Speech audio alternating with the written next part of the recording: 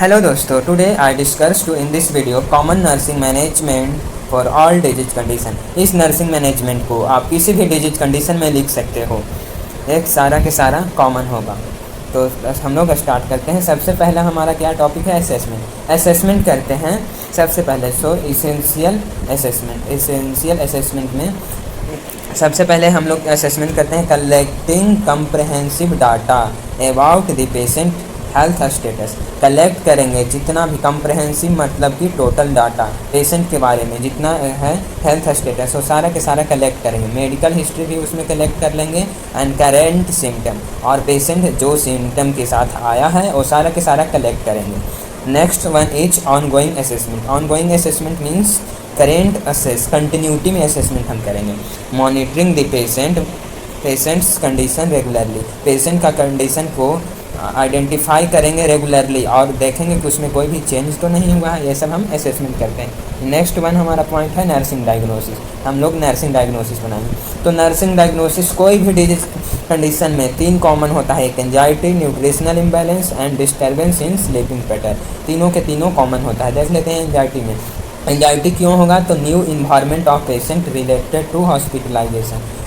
Anxiety होगा क्योंकि patient के लिए हॉस्पिटल का जो इन्वायरमेंट है वो क्या है? न्यू है, इसीलिए उसको एंजाइटी हो रहा है। फिर नेक्स्ट है न्यूट्रिशनल इम्बैलेंस। न्यूट्रिशनल इम्बैलेंस क्यों हो गया? क्योंकि less than body requirement, body को जितना मात्रा में अमाउंट में न्यूट्रिशन चाहिए था उतना नहीं मिल रहा।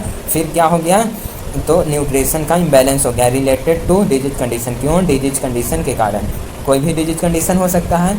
नेक्स्ट वन है disturbance in sleeping pattern. Disturbance in sleeping pattern related to present medical condition. जो स्लीपिंग पैटर्न है पेशेंट को वो डिस्टर्ब है, पेशेंट अच्छी तरह से नहीं सो रहा है। क्यों? क्योंकि उसको कोई भी डिजीज कंडीशन है, कोई भी डिजीज कंडीशन हो सकता है। ठीक है। नेक्स्ट वन हमारा आ जाता है care planning. Care planning individualise care plan करेंगे, मतलब जो भी क्लाइंट रहेगा उसको ऊपर अच्छी तरह से केयर को प्लान करेंगे। और डेवलपिंग केयर प्लान और tailor to patient specific need and medical condition, मतलब कि टेलर्ड करते हैं, डेवलप करते हैं केयर प्लान को, पेशेंट को क्या आवश्यक नीड है, कौन सा मेडिकल कंडीशन हुआ है, इसके अकॉर्डिंग ना जो नर्स होती है वो केयर को प्रोवाइड करती है पेशेंट को, इसीलिए उसको प्लान पहले करती है। फिर गोल सेटिंग, उसके बाद क्या है कि केयर को प्लान की, फिर उसके बाद गोल को सेट करेगी, गोल सेटिंग करेगी और एस्टेब्लिश करती है short term goal, long term goal. वो डिजीज कंडीशन के ऊपर डिपेंड करेगा कि वो नर्स कैसा शॉर्ट टर्म गोल एस्टेब्लिश करती है या फिर लॉन्ग टर्म गोल। ठीक है। नेक्स्ट वन हमारा आ जाता है इम्प्लीमेंटेशन। अब जो भी प्लान की है और गोल को सेट की है उसको क्या करेगी? नर्स इम्प्लीमेंटेशन करेगी।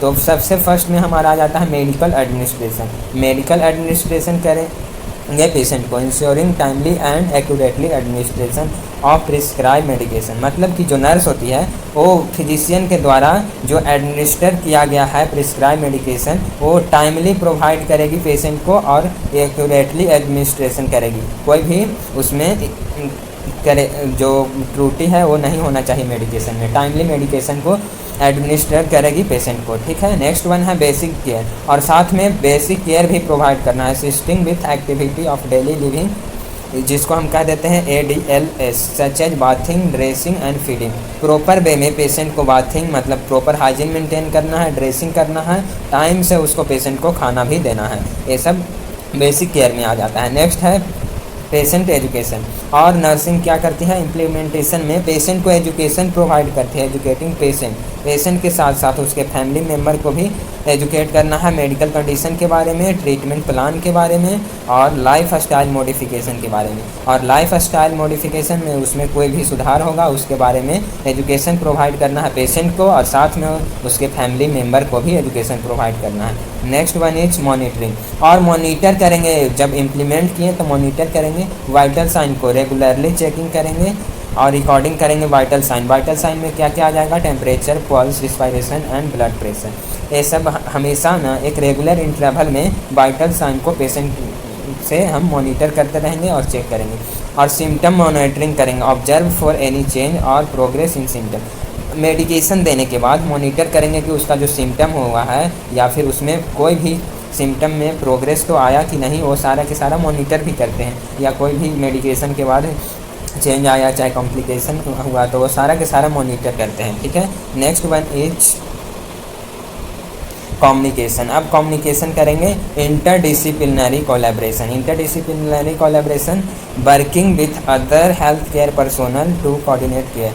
मतलब कि जैसे कि आप जो एक नर्स है वो तो केयर प्रोवाइड कर ही रही है, फिर अगला जो नर्स हेल्थ केयर पर्सोनल है वो सबके साथ मिल करके कोऑर्डिनेशन में केयर को प्रोवाइड करना है और कोऑर्डिनेट करना है, ठीक है। नेक्स्ट वन है patient and family communication. Patient के साथ और फैमिली के साथ कम्युनिकेट करना है। कीपिंग ओपन लाइन कम्युनिकेशन, मतलब जो भी रियलिटी है वो सारा के सारा पेशेंट को और उसके फैमिली मेम्बर के साथ शेयर करना है। अबाउट केयर प्लान, जो भी आप केयर कर रहे हैं उसके बारे में, जो पेशेंट में सुधार हुआ, प्रोग्रेस हुआ उसके बारे में, या फिर कोई भी चेंज आ रहा है उसके बारे में ओपनली पेशेंट को बताना है और उसके फैमिली मेम्बर को। नेक्स्ट वन आ जाता है इवोल्यूशन। अब हम लोग एवोल्यूशन करते हैं, असेसिंग आउटकम को देखते हैं, मतलब कि जो हमने इम्प्लीमेंट किया उसका क्या रिजल्ट आया। इवोल्यूटिंग इफेक्टिवनेस ऑफ केयर प्लान, जो हम केयर किए थे, प्लान किए थे, इम्प्लीमेंट किए थे, उसका क्या रिजल्ट आया वो देखेंगे।